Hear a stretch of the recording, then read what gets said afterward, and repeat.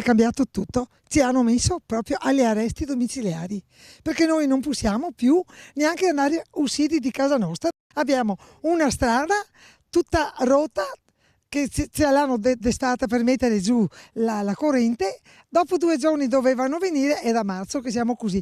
Anzi, siamo andati sotto acqua, abbiamo chiamato uno con una scavatrice che venga un po' a levarci il terreno, che avete visto, ci sono ancora le montagne di terra e tutta la stradina che noi da 44 anni ce la siamo sempre asfaltata. All'indomani della disperata segnalazione ai nostri microfoni da parte di una coppia di anziani residenti insieme al figlio in via Orlando a Campalto, interviene il presidente della municipalità di Favaro. Ho ricevuto i signori Carrer ed ho interessato immediatamente la Veritas. La Veritas è andata a verificare in loco e ha detto che sposterà i bidoni dell'immondizia più vicini alla casa, giustamente. Dovrebbero essere spostate entro la fine del mese. Un passo dunque è stato fatto, ma se in questo caso la municipalità si è potuta attivare autonomamente, ci sono degli interventi su cui ha le mani legate. L'impresa che sta facendo i lavori e la società che ha dato in appalto questi lavori, durante questi anni, i lavori sono iniziati nel 2016, ha sempre avuto un comportamento assolutamente irrispettoso nei confronti dei cittadini.